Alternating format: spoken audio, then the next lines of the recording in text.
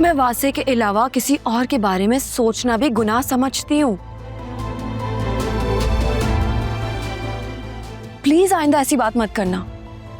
ज्यादा ना मोहब्बत की देवी बनने की कोई जरूरत नहीं है। तुम्हें पता है ये आदमी कैसे होते हैं, तुम तो अच्छे से जानती हो।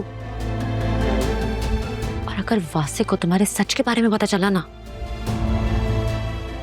तो वो 1 मिनट नहीं लगाएगा तुम्हारी छुट्टी करवाने की।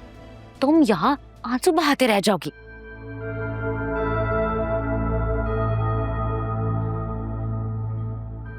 अकल को हाथ मारो आलिया।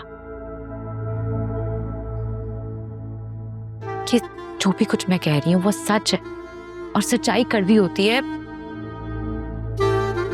और तुम्हें मेरी बातें बहुत बुरी लग रही होंगी। इनफैक्ट मेरी शक्ल भी इस वक्त तुम्हें बहुत बुरी लग रही होगी,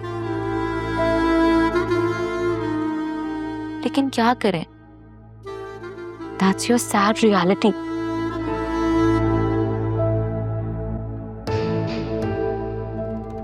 सबको सच सच बता दो। और आंटी की ब्लैकमेलिंग में तो बिल्कुल आने की कोई जरूरत नहीं है। अरे इस बात की क्या गारंटी है कि अगर तुमने फिजा और अकरम की शादी रुकवा भी दी तो आंटी सारी जिंदगी अपना मुंह बंद करके बैठेंगी। और सोचो, अगर ऐसा ना हुआ तो तुम हमेशा हमेशा के लिए अपनी बहन को खो दोगी, और वासे की जिंदगी में भी तुम्हारी जगह कोई और ले लेगा। शाज़मीना, मैं वासे को किसी कीमत पर नहीं खोना चाहती। किसी कीमत पर नहीं। मैं उनसे बहुत प्यार करती हूँ।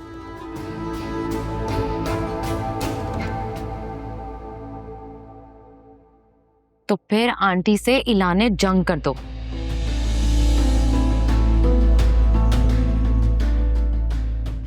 इससे पहले कि वो वासे का कुछ भी बताएं, तुम वासे को बता दो।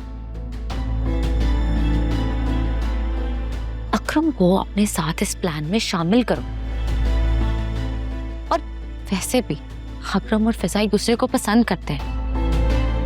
अकरम को फिजा के लिए स्टैंड लेना चाहिए, बल्कि उसको बोलो कि आंटी के सामने अड़ जाए। मैं ऐसा नहीं कर सकती। आंटी ने मुझसे वादा लिया है कि मैंने अगर ये शादी रुकवा दी तो वो वासी को ये बात कभी नहीं बताएंगी। और फिर फिजा है ना, वो उनकी दादी की ख्वाहिश पूरी कर देगी। Do you really trust that woman? मेरे पास और कोई ऑप्शन भी तो नहीं है। किस कदर ढीठ है, किसी तरह मान ही नहीं रही। देखो, अम्मा की कॉल आ रही है, मैं इन्हें क्या जवाब दूं? मैं तो दोनों तरफ ना बुरी तरह फंस चुकी हूँ। मुझे कुछ समझ में नहीं आ रहा है कि क्या होगा। अच्छा प्लीज तुम रिलैक्स करो, मैं तुम्हारे लिए कॉफी ऑर्डर करती हूँ। ओके? Excuse me. कुछ नहीं होता आलिया।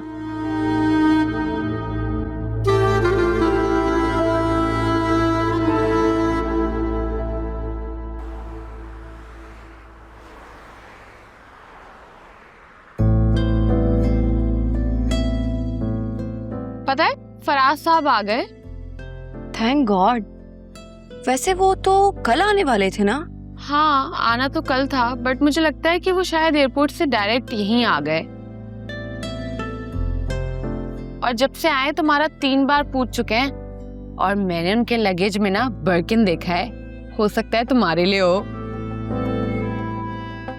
हर वक्त मजाक करना अच्छी बात नहीं है।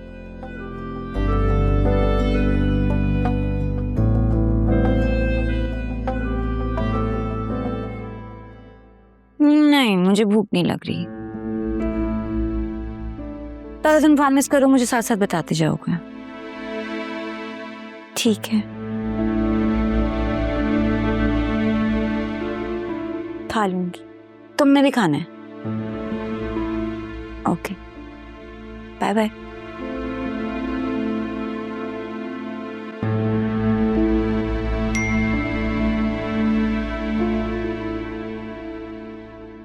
ये किसका मैसेज है?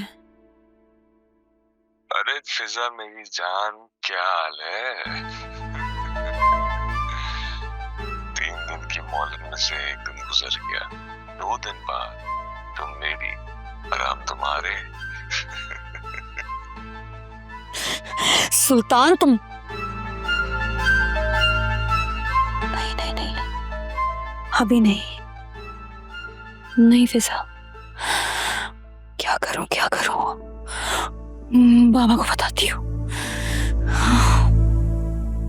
पुलिस उस सुल्तान के खिलाफ सॉलिड एविडेंस नहीं जमा करवा सकी, जिस वजह से अदालत ने उसे पुलिस को रिमांड पर देने से मना कर दिया। हम सब बहुत ज्यादा डिसअपॉइंट हुए हैं। समझे कि हम बैक टू जीरो पर आ गए। समझ नहीं आ रहा कि अब हम उसकी ब्लैकमेलिंग से कैसे जान छुड़वाएंगे।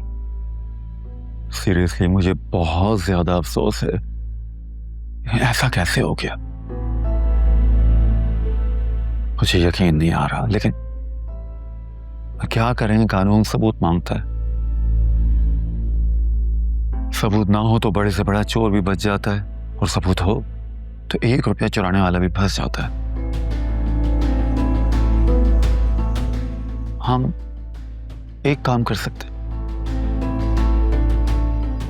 मैं पुलिस में बात करके तुम्हारे घर पे 2 सिपाही तैनात करवा देता हूँ प्रोटेक्शन के लिए। लेकिन सर ये मसले का हल नहीं है। तो फिर क्या फिजा की शादी करवा दें सुल्तान के साथ? Of course not. तो फिर हमें यही करना पड़ेगा, सिक्योरिटी स्ट्रॉन्ग करनी पड़ेगी, बाकी अल्लाह पाक बेहतर करेगा।